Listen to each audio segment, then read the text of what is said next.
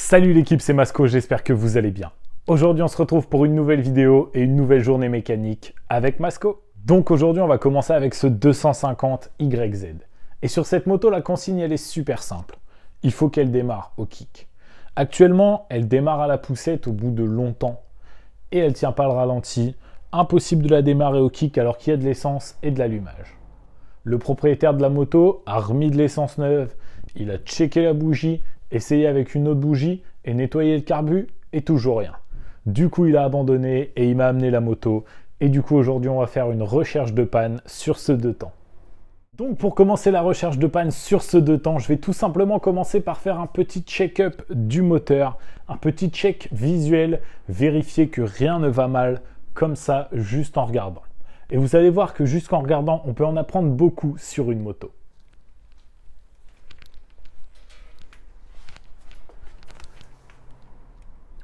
Déjà, comme on peut le voir, au niveau de la sortie d'échappement, c'est extrêmement gras. Et c'est pour ça, je pense que le propriétaire a refait son mélange. Parce que là, il devait être légèrement gras, mais très léger.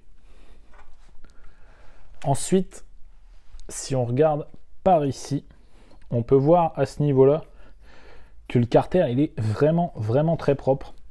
Après, il y a eu un nettoyage carbu de fait et je ne sais pas s'ils avaient pris le temps de démonter la cuve et tout ici ou pas, mais il y a peut-être une petite fuite au niveau du carbu. Sinon, globalement, c'est plutôt en bon état. On voit que les joints sont pas vieux. Le carbu, il a été nettoyé, mais bon, c'est vraiment pas le genre de nettoyage que je pratique parce que il y a encore plein de terre, donc il n'y a que l'intérieur qui a été nettoyé et pas l'extérieur.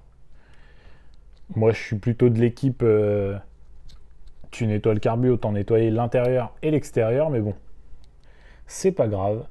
Du coup, là, ce qu'on va faire, c'est qu'on va démonter la bougie et regarder déjà si on a de l'allumage. Ensuite, je vais regarder si on a de l'essence qui arrive. Et si on a de l'allumage et de l'essence, je vais essayer de kicker quelques fois pour me faire mon propre avis.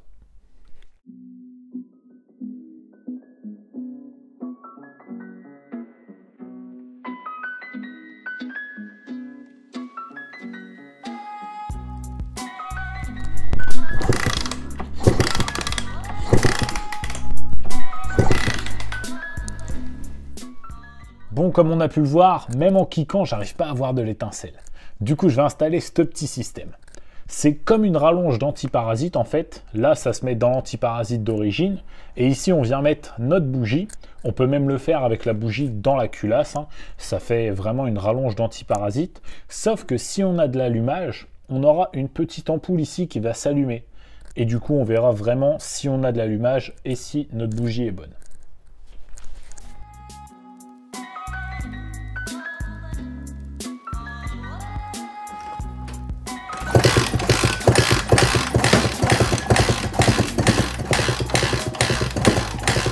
Comme on vient de le voir l'équipe avec mon testeur d'allumage, la petite lumière s'allume au niveau du boîtier, mais on n'a toujours pas d'étincelle au niveau de notre bougie. Du coup là, je vais tout simplement tester avec une autre bougie. Pas une bougie neuve, une bougie que je garde, que j'ai démontée d'un moteur qui était cassé. Des petites bougies comme ça, il faut toujours en avoir dans son atelier, c'est super important. Moi, je vais vous montrer, j'en ai un petit stock, c'est de la vieille bougie, il y a un peu toutes les tailles, un peu toutes les références. Ça peut toujours servir pour tester un allumage comme ça, ou alors pour dépanner quelqu'un qui vient de casser sa bougie.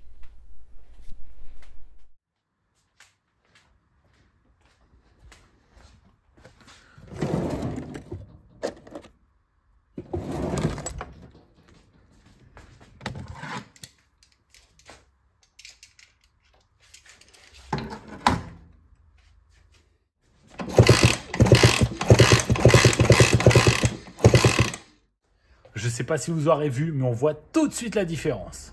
Comme on a pu le voir l'équipe avec une autre bougie, on voit clairement l'étincelle. Je pense vraiment que la bougie était rincée, mais bon, j'espère quand même pas qu'on m'a amené la moto juste pour une bougie. Enfin bon, ce que je vais faire, c'est que je vais remonter la nouvelle bougie et donner 2-3 coups de kick, histoire de me faire mon propre avis sur la moto.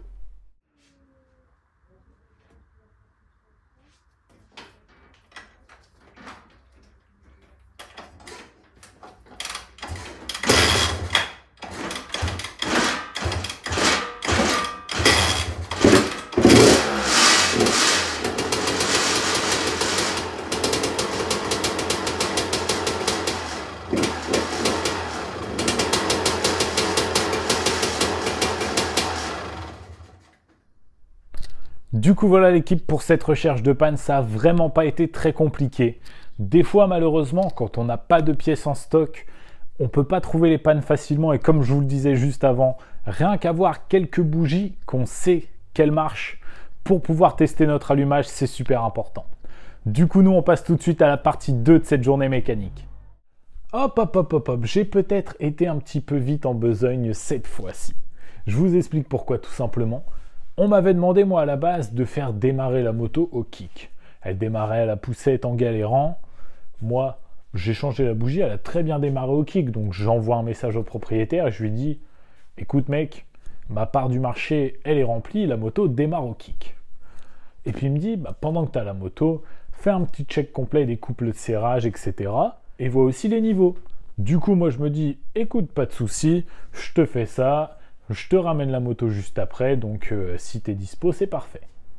Et là, je remarque un truc bizarre. Donc au moment de faire les niveaux, j'ouvre le bouchon du radiateur et je remarque qu'il manque quand même pas mal de liquide de refroidissement. Tout simplement parce qu'en fait, je voyais les grilles à travers le trou.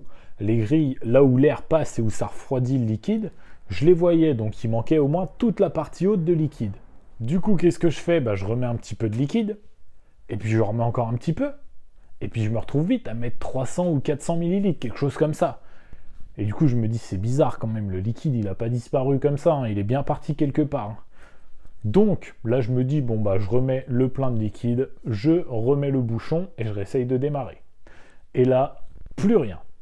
Du coup je redémonte la bougie, je regarde s'il y a de l'allumage, il y a toujours de l'allumage. Je donne quelques coups de kick en mettant mon doigt au-dessus du trou de bougie, et là, plein de liquide de refroidissement qui m'arrive au niveau du doigt. Du coup, en fait, ce qui se passe, l'équipe, je ne sais pas si vous allez bien m'entendre, mais regardez. Là, la bougie est censée être serrée, mais en fait, je peux toujours la serrer un peu plus. Et comme vous pouvez le voir, sur la moto, il y a une culasse Bud, et donc, ces culasses-là, c'est des culasses à plot. Donc ça veut dire que la partie où on met le liquide de refroidissement est séparée du dôme qui se met au-dessus du cylindre. Et du coup, en fait, le dôme au-dessus du cylindre, donc le plot de culasse, il doit tourner dans le vide. Je ne sais pas si la culasse, elle appuie pas assez ou si le joint de culasse est mort. Pour moi, je pense plus que le joint de culasse est mort. Et du coup, en fait, la culasse, là, on peut la tourner dans tous les sens. La bougie, on peut jamais vraiment bien la serrer. Et c'est pour ça qu'il y a un problème. Malheureusement, le propriétaire, il m'a dit, écoute, j'ai des joints de culasse à la maison, je vais m'en occuper. Tu peux me ramener la moto comme ça. Du coup, je pourrais pas vous montrer la réparation sur cette moto. Mais bon, au moins, on a pu voir une panne assez originale parce que franchement, ça, je pensais pas que c'était possible du tout. Hein. Qu'on puisse visser la bougie comme ça en faisant tourner le plot de culasse, j'ai jamais vu ça. Du coup, on passe maintenant à la partie 2 de cette journée mécanique. Du coup l'équipe, pour la deuxième partie de cette vidéo, on se retrouve avec une petite Piwi Yamaha. Cette moto, elle est tout simplement serrée. Le kick, il est totalement bloqué. Et du coup, on va changer le cylindre.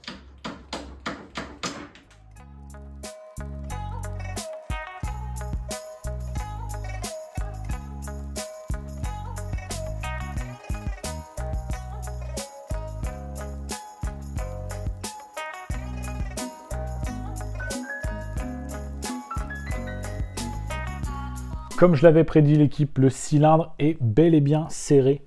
Comme on peut le voir juste ici, il y a un bout du segment qui est entre le cylindre et le piston. Donc je pense que les deux là, ils doivent bien être serrés. Et je pense que ça va être très compliqué à désolidariser. Il va falloir taper un petit peu sur le piston. Mais là, c'est un beau serrage. Félicitations.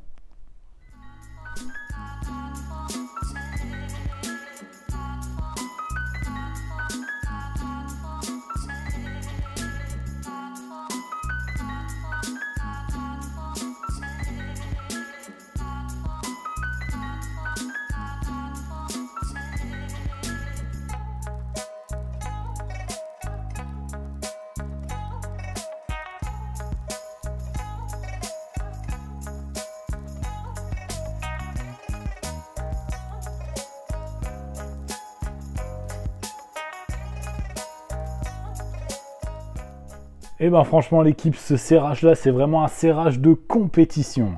Regardez dans quel état est le piston. Il y a un creux là, tu pourrais limite ranger une pièce de 2 € dedans. De toute façon, je pense qu'il avait déjà fait un pré-serrage parce qu'il y a des endroits où il est bien rayé quand même. Mais au niveau du cylindre, bizarrement, il est pas trop mal. Je ne le remontrerai pas, bien sûr, on a commandé un kit cylindre, piston, culasse complet. Mais franchement, je vais vous montrer, il est pas dégueulasse par rapport au piston. Hein. On voit que les cylindres de l'époque, les vieux cylindres Yamaha, c'était vraiment du solide, les Nikkasi. Du coup, regardez-moi ça, l'équipe. En vrai, le cylindre, à part la grosse trace qu'il a là au fond, et encore, je me demande si c'est pas moi qui l'ai fait en voulant retirer le piston, il est plutôt en bon état général. Hein. Après, on voit qu'il a pas mal tourné, mais en vrai, il n'y a pas de grosses traces dedans. Franchement, c'était vraiment du solide à l'époque. Bon, même s'il est quand même mort, hein, mais... Avant de remonter notre nouveau cylindre, je vais faire tout un nettoyage au niveau du bas moteur. Notre vilebrequin, il est bon. Il n'a pas de jeu de haut en bas, donc on peut le réutiliser. Mais par contre, il y a plein de vieilles limailles et tout qui a sûrement été au niveau du bas moteur. Et du coup, je préfère faire un nettoyage complet parce que si on remonte un cylindre neuf et qu'il y a ne serait-ce qu'un petit bout de ferraille qui remonte dans le cylindre, ça va resserrer et c'est vraiment pas le but.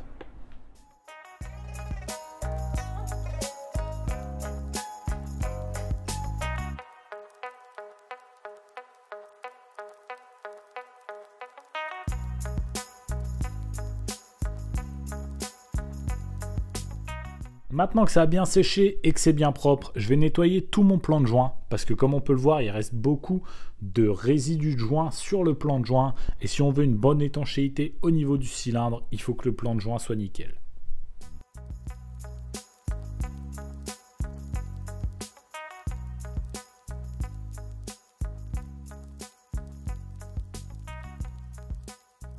Du coup l'équipe, au niveau des pièces, on est passé sur un cylindre piston culasse complet en adaptable. C'est vraiment pas cher pour ces motos-là. Il me semble que le propriétaire, il en a eu pour environ 75 €. Franchement, avec la petite bougie et tout ce qui va bien pour monter le cylindre, c'est vraiment pas cher.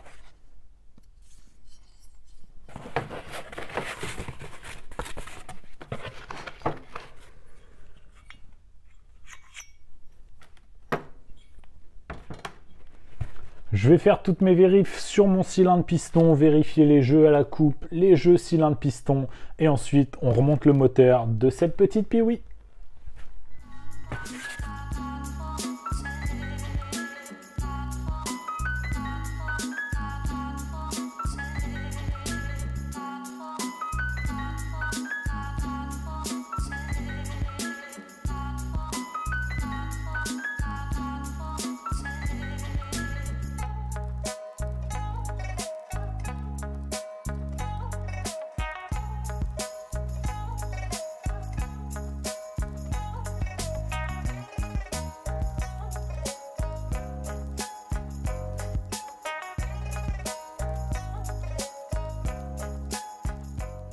Du coup voilà l'équipe, le cylindre est remonté sur la Piwi. On va tout de suite voir si ça démarre. Et si ça démarre, ce sera nickel. On pourra passer à la 110 TTR.